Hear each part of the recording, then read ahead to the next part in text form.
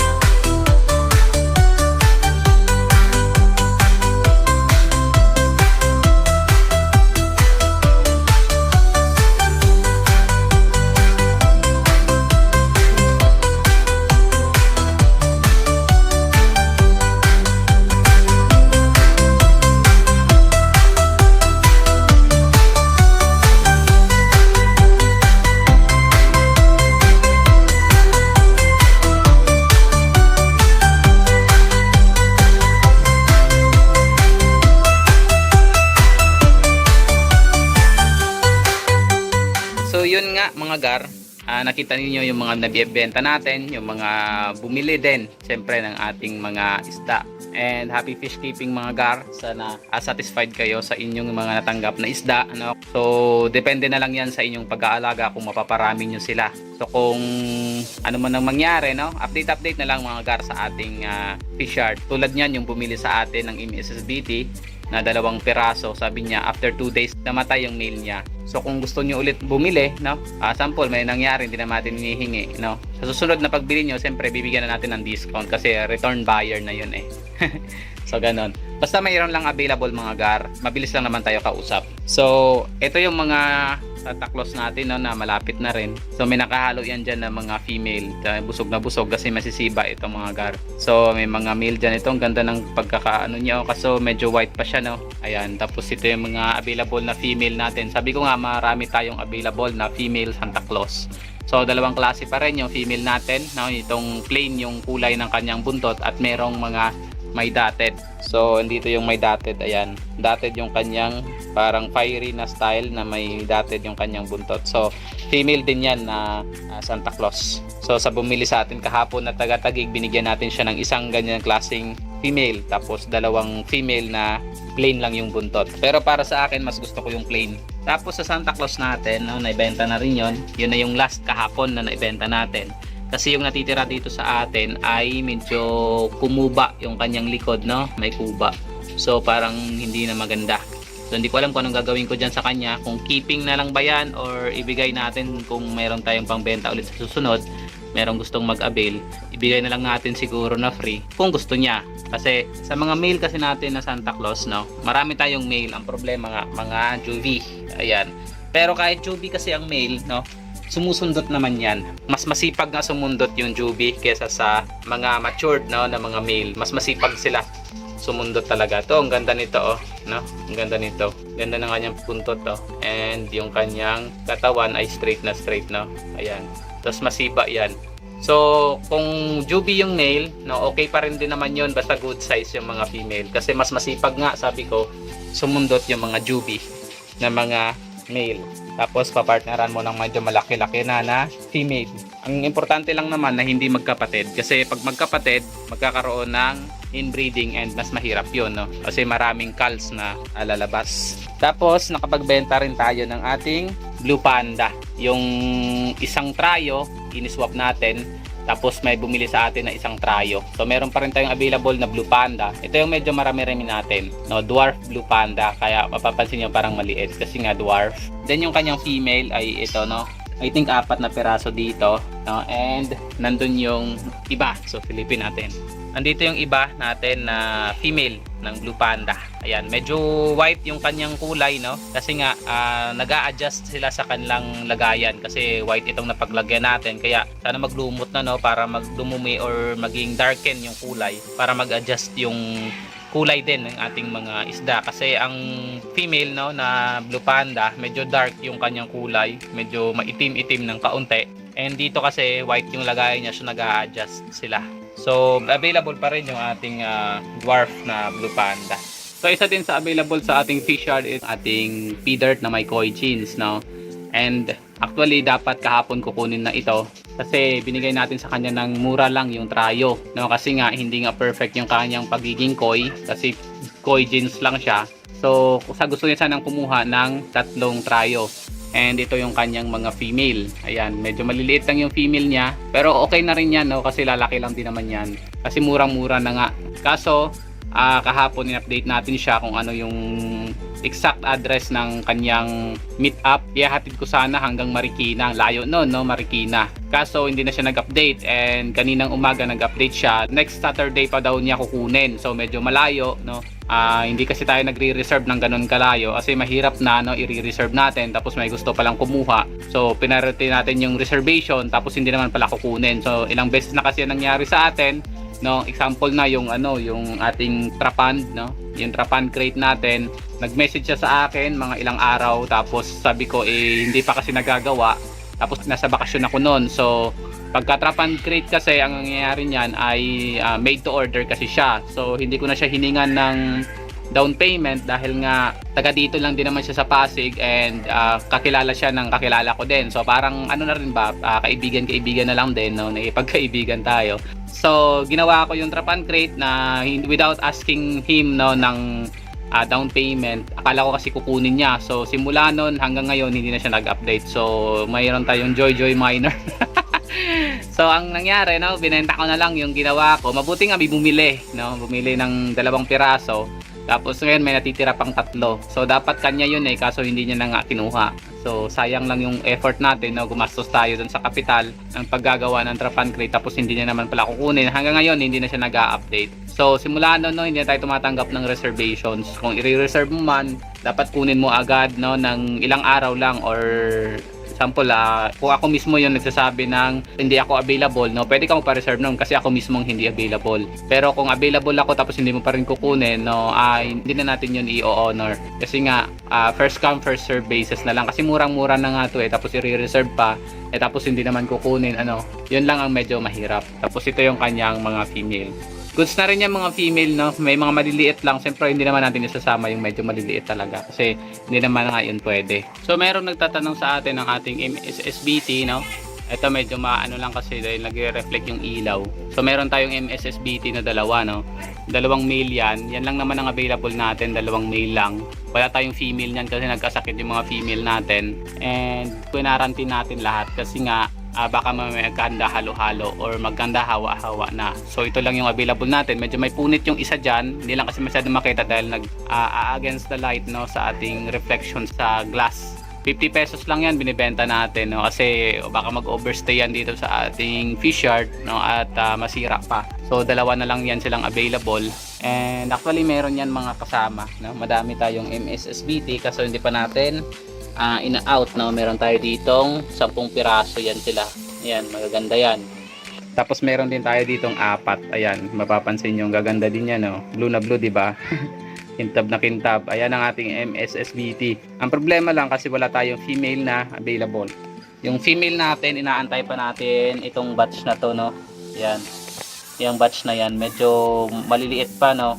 Tapos ito nga may mga halo pang male yan dyan. So huhulihin din natin yan pag mamaya after natin mag water change. Mag water change kasi tayo ngayon. Actually nag water change ako kaso tinigil ko muna, no. Mag video muna tayo saglit, mag update muna tayo sa ating fish yard kasi nga may mga bumili. Then ito yung mga next generation natin ng mga full gold na male. Ayan, gaganda na naman nila mga garo.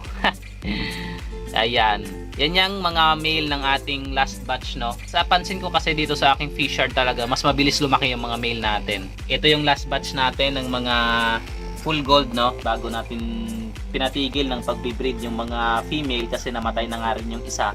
Ito yung last batch natin na maliliit pa yung mga female, na may mga maliliit pa nga tapos yun, medyo may malalaking female pero the rest halos maliit. Pero ito na yung kanyang mga male. Ayan, mapapansin nyo 13 pieces yan dyan sila, no, malalaki na. Ayan. May isa na nga na good size na no? May good size ng isa. Ayan, no, di ba? Mga next generation na rin yan ng mga full gold. Actually marami tayong full gold na male. Ito rin, no, 4 na piraso yan dyan sila. Ayan, magaganda na rin yan, no. Ayan, di ba? Oh, second to the last batch yan sila. Tapos meron din dito, ayan, mga male din yan. So alam ko ano yan dito sila 5, 6 yan sila dati dito kaso pumayat yung isa. And bago pa manghawa, no, tinapon na natin, no, pinatay na natin agad kasi wala na rin yan gar pagka nagkasakit yung isda natin, hindi na rin yan maganda pag kahit gumaling pa. Actually may mga sakit tayo, no. Ayan, no, may mga sakit yung iba nating isda na kumbaga pumapayat. Ang gagawin ko dyan, no, papagalingin ko ng kaunti. Pag gumaling, ipapakain natin sa flower horde kasi hindi na rin yan siya mabibenta. Kung ibibenta nga naman, pangit din naman yon kasi nga hindi na talaga maganda yung magiging kalabasan niya. Then ito, may male din tayo dito na mga good size na rin, no. Ayan, no, diba? 5 din yan sila, no. Ayan, gaganda na rin, no. Yun. So kung mapapansin yung mga gar sa video, no, gold na gold yung ating mga full gold kasi full gold nga.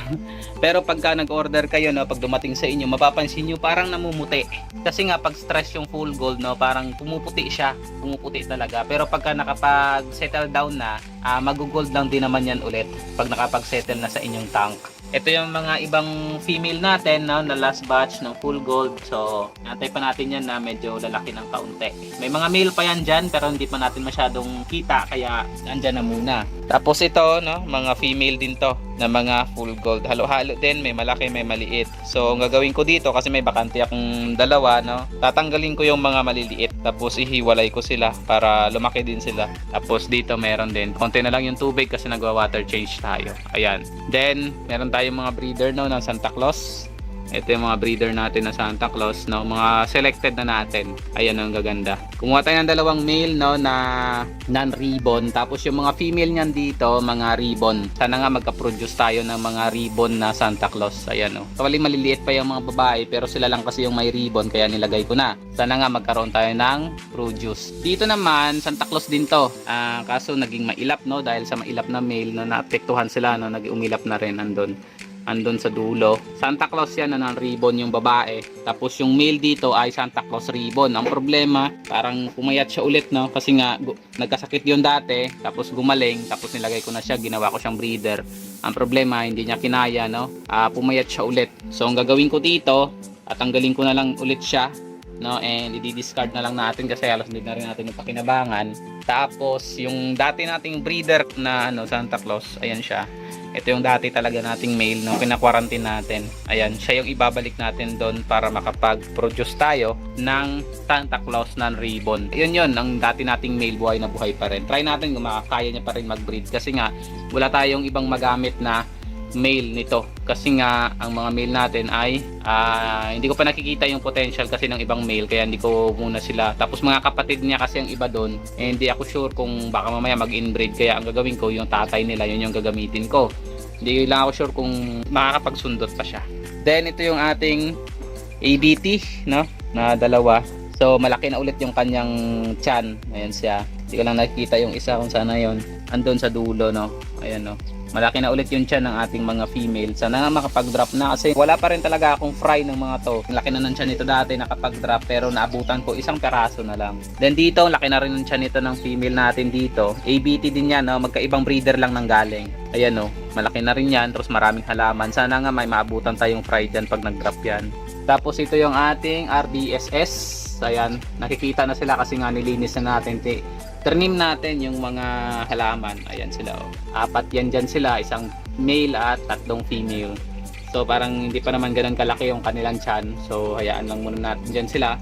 At least good condition sila. Ayan. Then ito yung fry ng ating Tuxedo Koi short body. Pero parang wala akong nakikitang short body. Parang mga long body to lahat. Kasi ito yung breeder natin. Ayan, oh. Short naman yung male, no, pero yung female hindi ako sure. So malaki na ulit yung tiyan niya, kakadrop lang pero malaki na ulit yung tiyan. So dalawa yan dito sila, naging stable na sila dyan. Then ang ating HB Red Rose Tail na binigay lang sa atin yung pair, hindi ko nakikita yung female kung saan siya, pero nag-drop siya ng fry kahapon lang yan, sobrang dami. And hindi niya kinakain, so hindi ko na muna tinanggal kasi mag-aayos muna ako bago ko yung tatanggalin, and hanapan ko ng paglalagyan. So nag-drop siya ulit, no, napakarami. 3 batch na yan ng kanyang fry. So ang first batch ng HB Red Rose Tail natin ay ito. Ayan, no. Maganda na sila, no, nagkakakulay na sila. Ayan, 10 piraso yan sila. Nasiba na rin sila kumain. Ayan, yan yung first batch niya. Tapos may second batch na siya na 5. Then yung mga chops natin, no, dumadami na sila. Hindi natin nilalagay sa malaking lagayan kasi chops lang din naman. Yun. Tapos ito. Yan, oh, 4 na Dark Knight. Ayan. Parang pansin ko 2 babae at 2 lalaki. So dito pa rin sila yung Dark Knight natin, no? Buhay na buhay pa rin. Yan, namatay na yung kanilang mga parents. So yan lang ang natira sa atin. Hindi ko pa alam kung anong gagawin ko dyan. Then ang first batch ng ating P-Dirt Koi, no? Yung P-Dirt Koi natin na na-produce lang ng ating P-Dirt. Ayan na yung first batch nila. Medyo malaki-laki na. And yung kanyang second batch ay nandito. Medyo maliliit pa, no? Kasi hindi natin nalagay agad sa malaking lagayan. Tapos may Santa Claus pa tayo dito, no, na medyo maliliit. At nandun, Santa Claus din yan na medyo maliliit pa. Pinapalaki pa natin yan. Ayan. So, ito yung MSSBT. Ayan. Tapos ito yung ating albino YKC. Ang problema nito, no, nagkasakit na naman tong lumabas naman ng bituka niya. So wala na talaga siguro 'yan. Ang plano ko na lang 'yan hulihin at ipakain sa flower horn. Tapos the rest, no, wala pa ring fry. Maliliit yung mga tiyan, ang tagal mag-breed, no. Kaya mo na lang diyan, no. Magbi-breed lang din naman 'yan basta wag lang magkasakit. Tapos may full gold pa rin tayo dito, no, na maliliit. Binabaan lang natin ng tubig kasi parang nanghihina sila. Kasi mga full gold natin pa rin. 'Yon. Tapos ito nga yung mga ini-swap natin na mga taong jars. Ayan, maliliit lang na jars. So 10 piraso yan. Sabi ko nga baka meron pa siya kasi meron pa tayong mga Aja jar. Meron pa tayong mga mahigit 10 no na mga beta. So may nag-inquire nito kahapon. Kaso hindi niya ata trip, no. Pang pet lang kasi to dahil kahit ako hindi ko rin alam yung kanilang mga strain kasi nung breed ko to FCCP, no, na red base yung male at candy yung female. So ito yung mga naging resulta.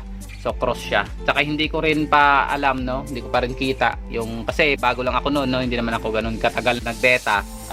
Nalalaman ko yung male at female na beta sa adult pero pagdating sa fry, no, sa mga jubi, hindi ko alam kung paano i-determine yung mga babae. Hindi ko rin alam i-determine yung lalaki. Basta nakahalo lang siya. Ayan, kung may kukuha, no, pwede naman natin ibenta 30 pesos or 20 pesos isa niyan. Magaganda din naman kahit papaano. Hindi pa lumalabas lang kaso yung kanyang full potential dahil nga mga maliliit pa, no. Merong mga ayan, red, no, mga red na style, meron ding parang black, meron ding ito, tapos meron ding ganyan. Tapos meron ding ganyan na parang pigtail. Tapos meron ding ganyan na style. Tapos meron ding white, no. Ayan, no, meron ding ganyan na kulay. Halo-halo talaga siya. Halo-halo. And meron pa yan dyan sa likod, no. Mga nakatago. Ayan, no. Yan, may mga nakatago yan dyan sa likod. So marami yan sila. No, kung gusto nyong mag-avail ng ating mga beta, no, na pet quality lang, ayan, kasi hindi pa naman lumalabas yung kanyang full potential, hindi ko kasi masyado napupukosan. No, pag marami yung kukunin, no, pwede ko yan ibenta ng 20 pesos isa. Ayan, kayo nang bahala magpalaki. Yan, madami yan sila eh. Hanggang yan dun.